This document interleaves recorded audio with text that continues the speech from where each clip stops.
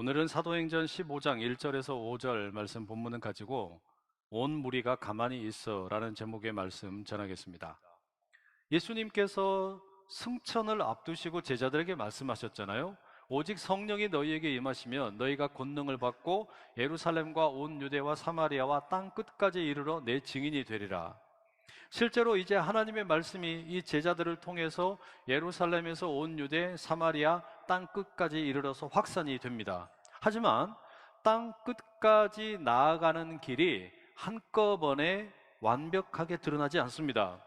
예수님의 제자들은 매 순간마다 그때그때 주어진 빛 안에서 주님의 제자로 신실하게 살아가려고 노력을 합니다. 그러다 보니까 예기치 못한 갈등도 생기고요, 싸움도 생기고요, 엄청난 갈등이 만들어져서 해결 방법이 없을 때도 있어요. 바로 그럴 때 어떻게 해야 되냐, 중요한 결정을 어떻게 내릴 거냐, 바로 그러한 내용이 오늘 본문 15장에 소개되고 있는 겁니다. 많은 학자들이 말하기를 이 사도행전 15장이 사도행전 전체의 중심에 해당한다라고 말합니다. 이제는 모든 사람들이 이방인 선교에 대해서 뛰어들게 됩니다. 그리고 교회도 바뀌게 되는 거예요. 유대인 중심의 기독교에서 이제는 모든 민족을 위한 기독교로 전환을 하게 됩니다. 어떻게 이런 전환이 일어나게 되는가?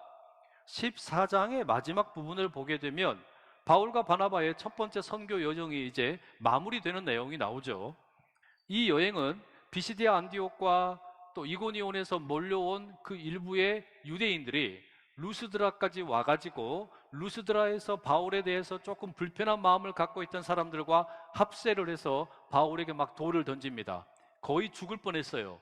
그럼에도 불구하고 이와 같은 일이 있었지만 바울의 첫 번째 선교 여행은 나름 성공적으로 끝맺었다라고 말할 수 있습니다. 사도행전 14장 26절에 보면 바울과 바나바가 이와 같은 모든 여행을 마치고 수리아의 안디옥 교회로 돌아갑니다. 자신들을 파송해 준 교회예요. 거기에 가서 이제 선교 여정에 대한 보고를 하겠죠. 하나님께서 놀랍게도 이방인들에게도 마음을 여시더라, 이방인들의 믿음의 문이 열리게 하시더라, 이런 내용을 보고합니다. 안디옥 교회는 이런 보고를 받고서 참 기뻐했을 겁니다. 그게 14장의 끝이었어요. 그런데 15장, 오늘 본문의 문을 딱 열게 되면 1절에 이런 내용이 나옵니다. 어떤 사람들이 유대로부터 안디옥으로 내려왔습니다. 아마도 예루살렘 교회로부터 내려온 성도들이었을 겁니다. 당연히 유대인이겠죠. 근데 이 유대인 성도들이 안디옥에 와가지고 안디옥 교회 이방인 성도들에게 자꾸 무언가를 강요합니다. 무언가를 가르치려고 합니다. 그 내용이 1절에 소개됩니다. 자막에 이렇게 되어 있어요. 함께 읽어보시죠. 시작. 너희가 모세의 법대로 할례를 받지 아니하면 능히 구원을 받지 못하리라. 예루살렘에서 내려온 유대인 성도들이 안디옥 교회의 이방인 성도들에게 자꾸 할례 받아라, 너 할례 받아야 된다, 그래야 너 진짜 구원을 받는 것이다, 이렇게 이야기하는 거예요. 왜 그랬을까요? 이 사람들이 왜 이걸 이렇게 자꾸 강요를 했을까요? 교회의 짧은 역사를 한번 돌아보세요. 처음에 예루살렘에 교회가 세워지게 되었을 때 모든 성도들은 다 유대인이었습니다. 이 유대인들은 히브리어 성경과 그 이스라엘의 유대교의 전통에 깊이 젖어 있었습니다. 그게 너무나 당연했어요. 그런 그들이 예수님을 믿고 그리스도인이 되었습니다. 그래서 이 유대인들에게는, 유대인 성도들에게는 예수님을 믿는다라고 하는 것과 유대교의 전통과 율법을 지키는 것이 얼마든지 공존할 수 있었습니다. 반면에 이방인의 성도들은 달라요.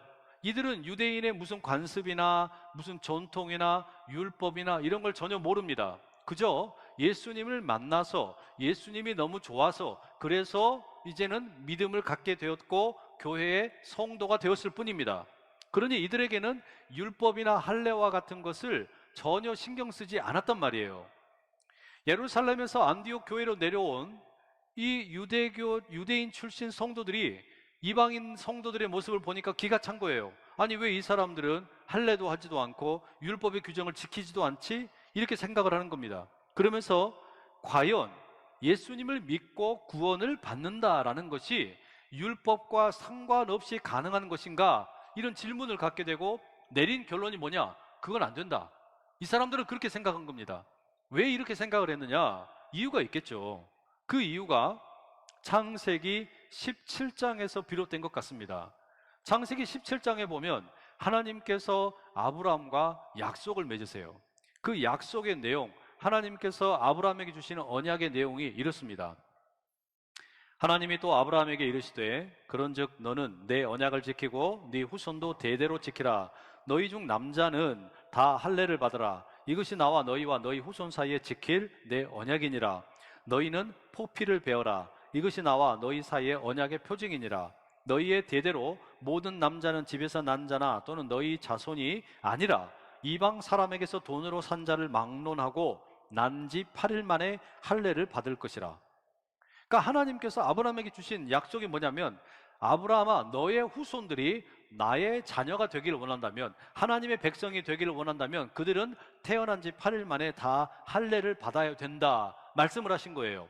심지어 이방인 중에서도 하나님의 백성이 되기 원한다면 그들도 할례를 받아야 된다라고 말씀을 하셨어요.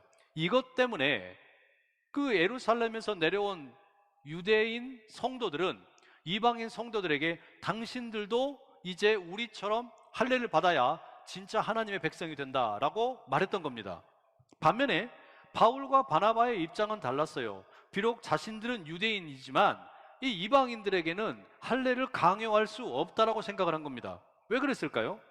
안디옥 교회는 유대교의 회당이 아닙니다. 이 사람들은 유대교에 들어가기 원하는 것이 아니라 예수님을 믿고 싶어서 교회의 일원이 된 거예요. 그래서 바울과 바나바는 이방인 성도들에게 할례를 강요하지 않았어요. 그것은 또한 그 당시에 이방의 남성들의 문화에도 맞지 않았습니다.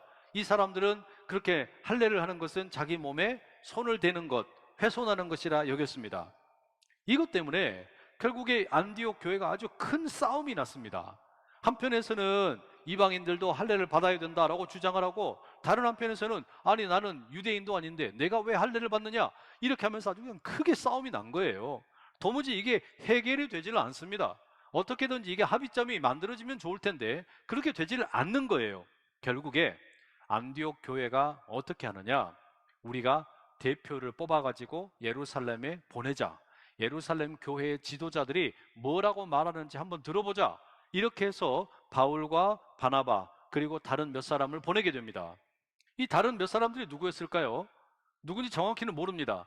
아마도 바울과 바나바의 입장과는 조금 다른 사람들이었을 것 같아요. 바울과 바나바는 이방인에 대해서 할례 받을 필요가 없다라고 말했잖아요. 반면에 같이 갔던 사람들은 아마도 할례를 받아야 된다라고 주장했던 사람들인 것 같습니다.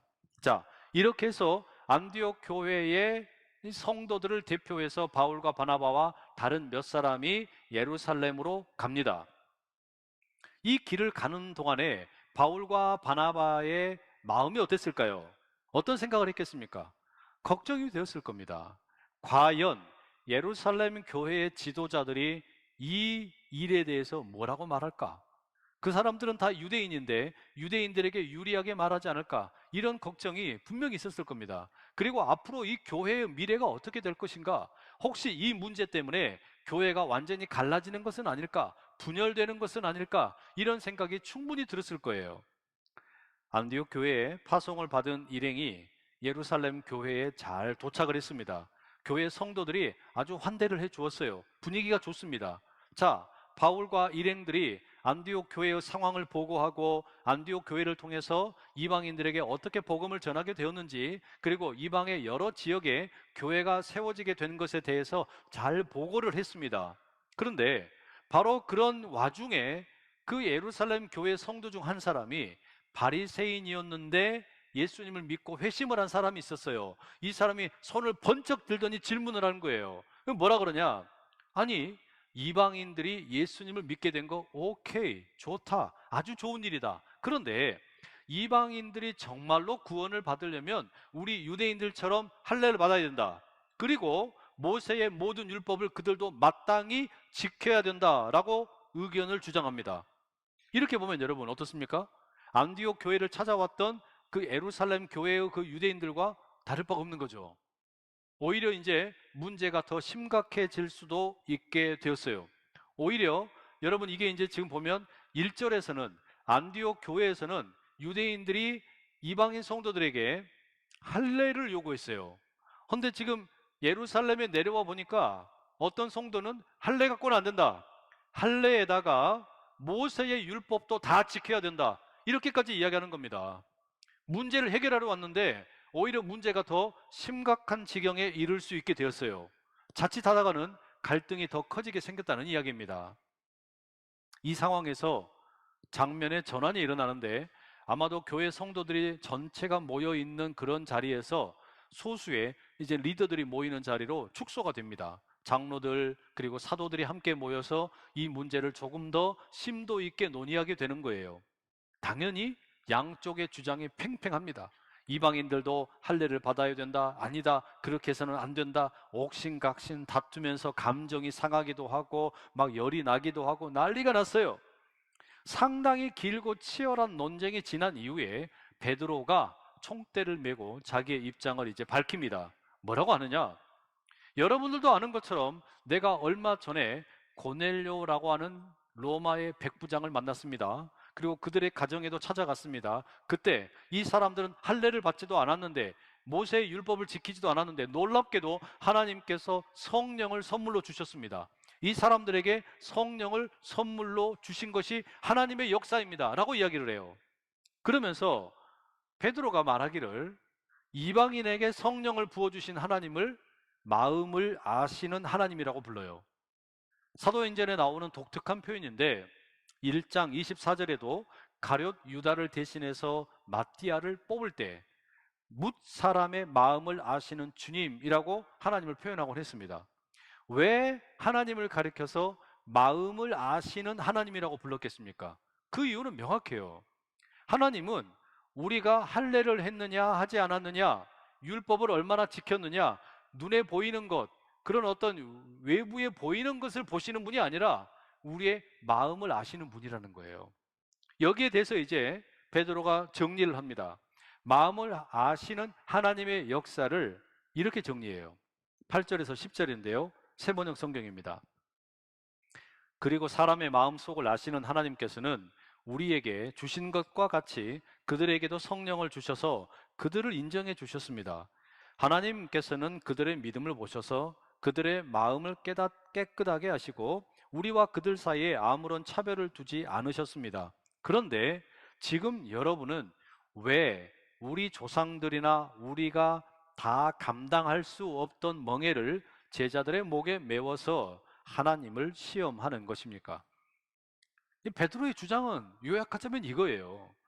이방인 성도들에게 할례를 요구하고 율법을 지키라고 하는 거, 그것은 사실 우리 유대인들 그리고 유대인들의 조상들도 제대로 감당하지 못했던 너무 무거운 멍에다. 왜 그걸 저들에게 강요하느냐? 이건 옳지 않다라는 거예요. 그러면서 내리는 결론이 11절입니다. 함께 읽어보시죠. 이게 너무 중요합니다. 시작. 그러나 우리는 그들이 우리와 동일하게 주 예수의 은혜로 구원받는 줄을 믿노라 하니라. 뭘로 구원을 받는다고요? 예수 그리스도의 은혜로 구원받는다. 할례가 아니에요. 율법이 아니에요. 은혜로 구원을 받는다. 베드로가 이걸 이렇게 깨닫고 이야기를 합니다. 지금 이게 우리가 생각할 때는 별로 중요한 것 같지가 않잖아요. 우리에게는 피부로 와닿는 이야기가 아닙니다. 하지만 이게 신약 성경에 기록되던 당시에는 정말 치열한 논쟁이었습니다. 대부분의 신약 성경, 특별히 바울 서신의 밑바닥에 깔려 있는 이런 논쟁이 가득합니다.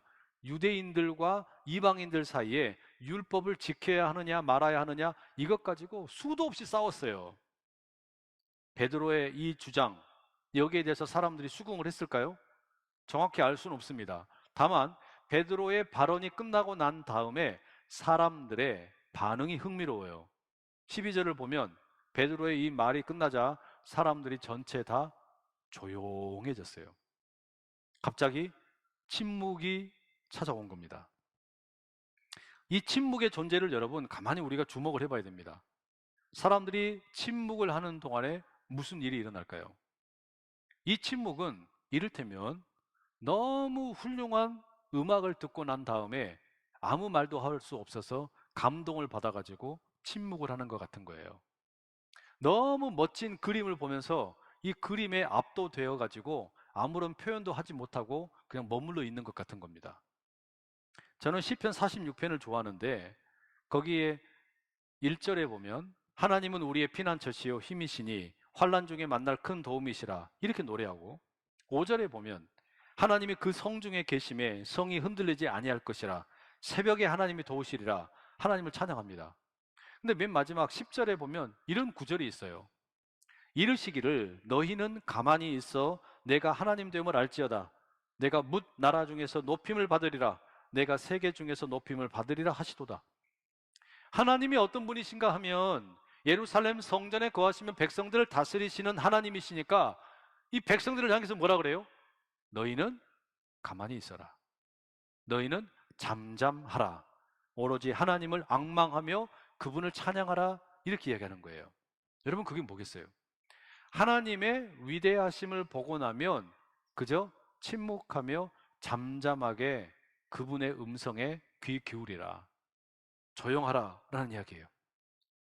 베드로의 발언 이후에 사람들이 그랬다는 겁니다. 수많은 거친 말들이 오고 갔을 거예요. 온갖 주장이 난무했습니다. 감정이 격해지기도 했어요. 그런데 그 모든 이야기들이 다 다루어지고 난 다음에 베드로가 한마디 하고 나니까 사람들이 다 침묵하는 겁니다. 하나님의 역사에 대해서 침묵을 해요. 이 침묵은 아주 특별한 경험입니다. 하나님의 그 광대하심 앞에서 내가 얼마나 보잘것없는 존재인가, 이걸 깨닫는 순간이에요. 하나님의 크고 놀라운 계획 가운데 나는 얼마나 이렇게도 마음이 비좁은 상태로 이해하지 못했나, 이걸 깨닫는 거예요. 하나님께서는 이스라엘만의 하나님이 아니라 세상 모든 민족을 구원하시기 위해 지금도 일하고 계시는 하나님이시구나, 이걸 깨닫는 침묵의 순간입니다. 이와 같은 침묵의 시간이 얼마나 흘렀을까요? 바울과 바나바가 다시 자신들의 선교 여정에 대해서 보고를 합니다. 하나님께서 이방인 가운데 얼마나 놀라운 표적과 기사를 보여주셨는지 그것을 상세하게 보고하는 거예요. 그랬더니 이때 뜻밖의 인물이 나섭니다. 야고보입니다. 우리가 잘 아는 야고보는 누굽니까? 요한의 형제이죠. 그 요한의 형제 야고보는 이미 죽었어요. 12장에 보면 헤롯 임금이 야고보를 죽였습니다. 그럼 여기 나오는 야고보는 누구냐? 예수님의 동생입니다. 예수님의 동생인 이 야고보가 예수님의 십자가와 부활을 보고 회심을 합니다.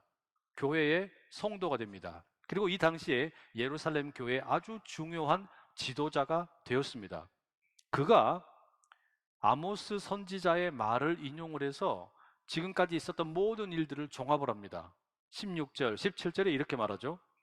이후에 내가 돌아와서 다윗의 무너진 장막을 다시 지으며 또 그 허물어진 것을 다시 지어 일으키리니 이는 그 남은 사람들과 내 이름으로 일컬음을 받는 모든 이방인들로 주를 찾게 하려 함이라 하셨으니, 그러니까 이 말이 뭐냐면 하나님께서 때가 되면 다윗의 무너진 장막을 다시 일으키실 것이다.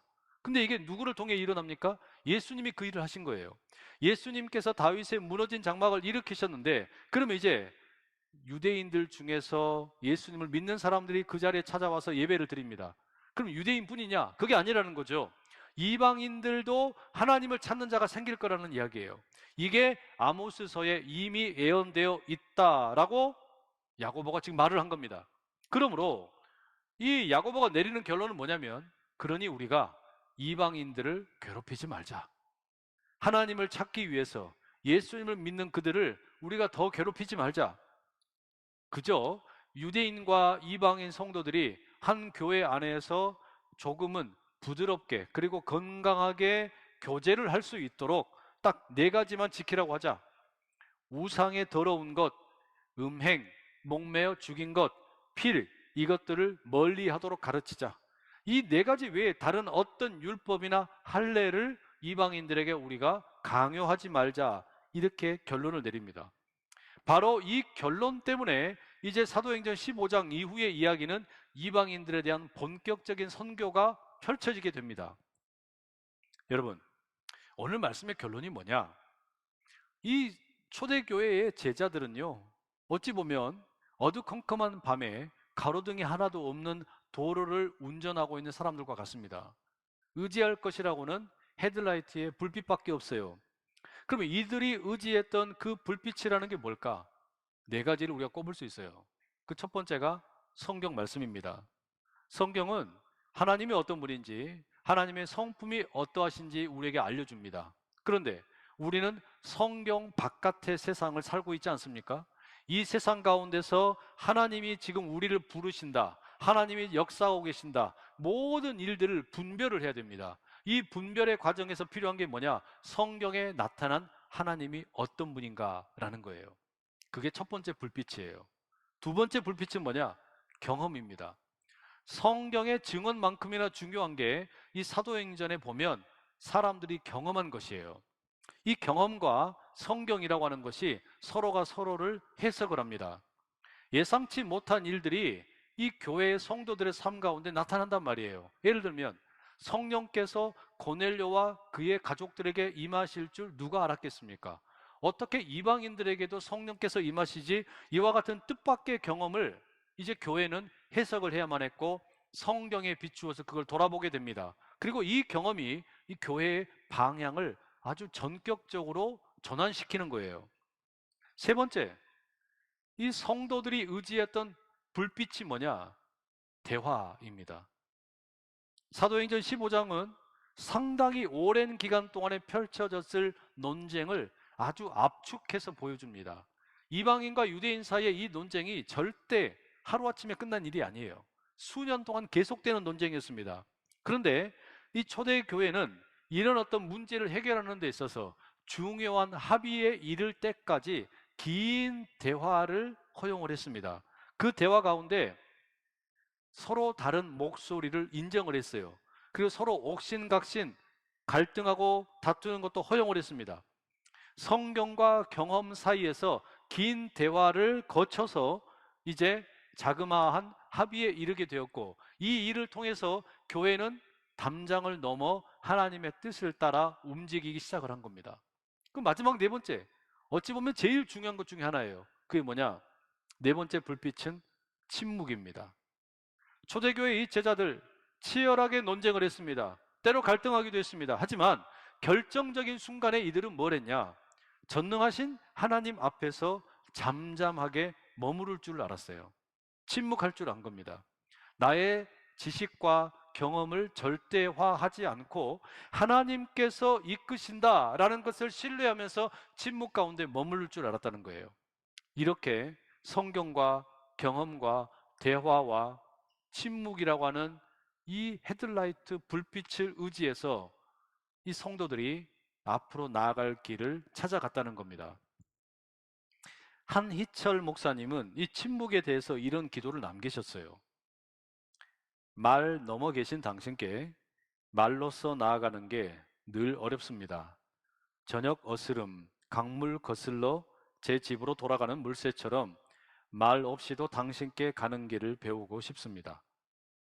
짤막한 글귀지만 울림이 있어요. 말 없으신 주님께 우리가 말을 뛰어넘어서 어떻게 그 주님께 다가갈까? 침묵하는 가운데 하나님의 뜻을 분별하는 게 필요하다는 말이죠. 사랑하는 성도 여러분, 성경의 가르침의 빛 가운데 우리 각자가 하나님을 경험한 것을 바탕으로 서로를 존중하며 대화하는 법을 배우고, 무엇보다 하나님 앞에서 말없이 침묵하는 가운데 우리에게 꼭 필요한 주님이 주시는 그 불빛을 공급받을 수 있기를 축복합니다.